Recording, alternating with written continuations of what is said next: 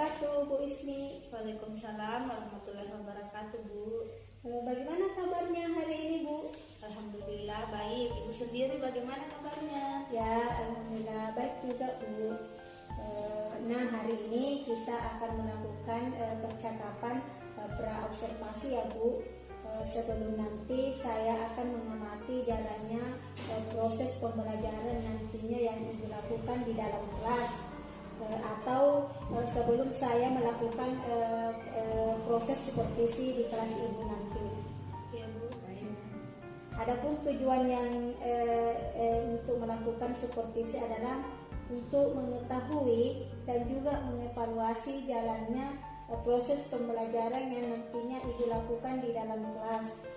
Dan mengapa kita hari ini melakukan percakapan pra-observasi, yaitu Bu, sebagai persiapan awal sebelum nantinya ketika Ibu melakukan proses pembelajaran agar bisa lebih siap dan lebih percaya diri, sehingga ketika melakukan nanti memberikan pembelajaran tentunya akan memberikan yang terbaik bagi murid, begitu ya, Bu? Ya, Bu. Nah, baik, ada beberapa pertanyaan, Bu, yang akan saya sampaikan kepada Ibu. Yang pertama berkaitan dengan tujuan ya, Bu. Kira-kira apa tujuan Ibu pembelajaran yang Ibu ingin capai nanti di kelas?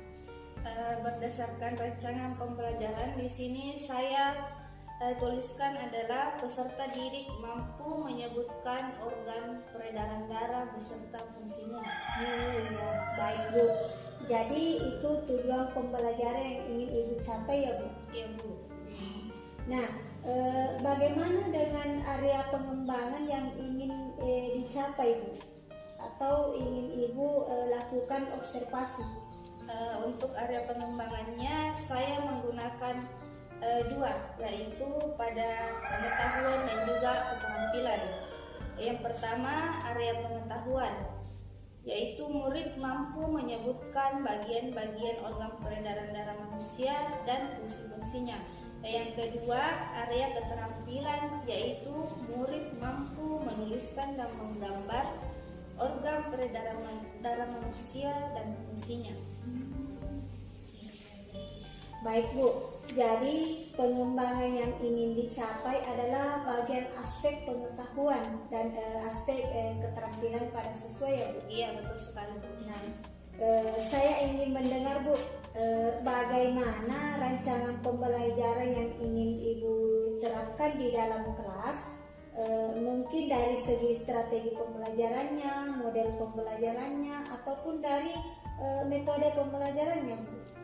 Nah, untuk strategi yang saya gunakan adalah pelajaran berdiferensiasi berdasarkan kesiapan belajar siswa yang diintegrasikan dengan pembelajaran sosial dan emosional. Untuk model, saya menggunakan model pembelajaran pertemuan atau discovery learning. Untuk metodenya mungkin saya menggunakan diskusi kelompok dan penugasan seperti itu. Baik, Bu. Oh, jadi rencana yang akan Ibu terapkan di dalam kelas menggunakan strategi pembelajaran yang berdiferensiasi ya. Yang diintegrasikan dengan pembelajaran sosial emosional. Kemudian menggunakan model pembelajaran discovery learning dan metode pembelajaran dengan kelompok dan penugasan ya, Bu? Iya, Bu. Oh iya. Bagaimana dengan media pembelajaran yang akan Ibu pergunakan di dalam kelas, Bu? Untuk media pembelajarannya saya akan menggunakan beragam contoh LKPD dan video, Bu, dan juga laptop tentunya, Bu. Oh iya. Nah, kira-kira kapan nih Ibu akan melakukan kegiatan pembelajaran tersebut? Maksudnya hari apa dan juga pada jam berapa, Bu? Nah, bisa di hari Selasa jam pertama, Bu. Oh iya. Baik, Bu. Jadi nanti hari Selasa di jam pertama saya akan datang ke kelas Ibu ya. Saya akan melakukan supervisi kelas. Saya akan melihat dan juga mencatat hal-hal apa saja yang terjadi di dalam kelas ini nantinya. Ya, baik.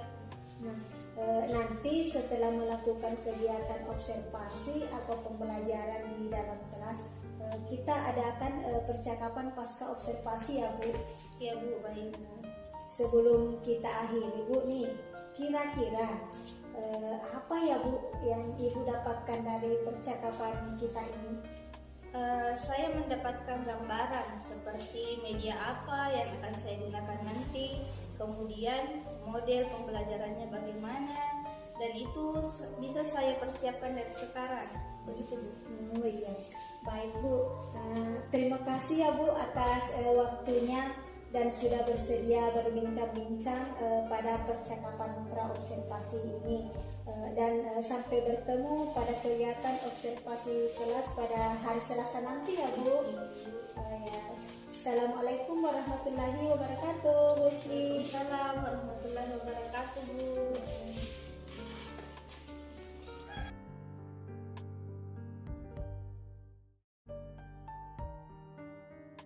Selamat pagi anak-anak.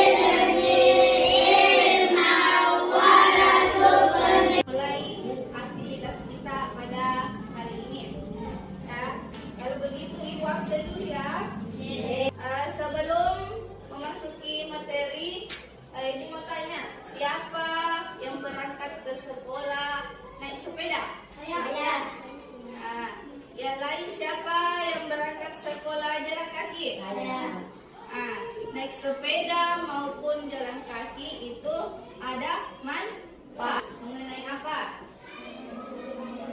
Yaitu siswa mampu menyebutkan organ peredaran darah pada manusia. Nah, di sini ada gambar organ. Ini kita akan belajar tentang sistem peredaran. Sekarang peredaran darah pada manusia kan setiap kelompok ya.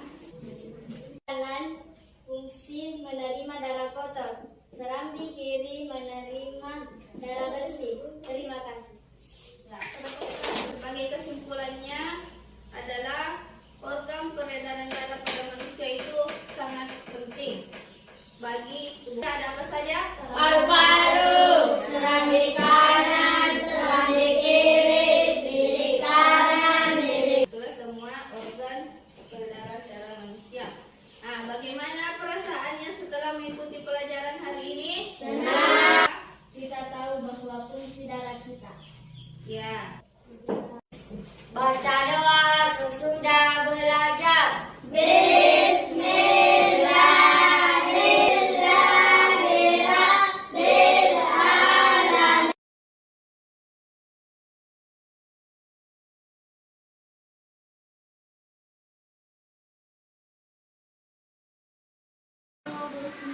Waalaikumsalam warahmatullahi wabarakatuh. Bagaimana kabarnya hari ini Bu? Alhamdulillah baik Bu. Alhamdulillah baik ya Bu. Di percakapan pasca observasi ini, saya akan memberikan pertanyaan-pertanyaan kepada Bu Ismi terkait dengan jalannya proses observasi yang telah dilakukan sesuai dengan tujuan untuk mengevaluasi sejauh mana proses pembelajaran yang sudah dilakukan. Pertanyaan pertama Bu terkait dengan bagaimana dengan perasaan Ibu ketika melakukan kegiatan observasi kelas yang telah berlangsung di sini. Ya, karena belum terbiasa mungkin ada rasa tegang, tapi alhamdulillah berjalan dengan baik. Alhamdulillah ya Bu, sudah berjalan dengan baik. Bisa diceritakan Bu ada pengembangan yang Ibu lakukan di dalam kelas atau langkah-langkah tahapan pembelajaran yang sudah Ibu lakukan di kelas? Baik Bu, untuk pengembangan yang sudah saya lakukan selama di kelas ada 3. Yang pertama, pengetahuan, dan yang kedua keterampilan, yang ketiga disiplin kognitif. Untuk pengembangan pengetahuan, siswa memahami bagian-bagian dari sistem peredaran darah yang saya sajikan. Kemudian siswa mengikutkan fungsi dari sistem peredaran darah pada manusia. Kemudian untuk keterampilan, siswa mempresentasikan di depan kelas hasil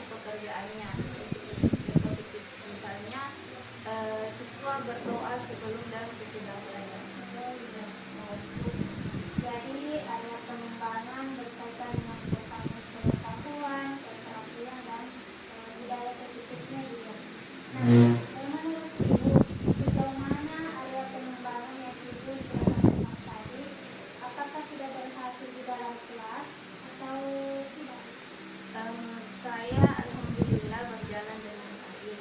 Namun memang masih ada kekurangan. Oh, ya baik Bu. Jadi sudah dilakukan dengan baik, sudah berjalan dengan baik, tapi masih ada kekurangan juga. Tapi menurut Ibu apa sih kekurangan atau mungkin kendala-kendala yang Ibu hadapi saat melakukan proses pembelajaran di kelas Bu?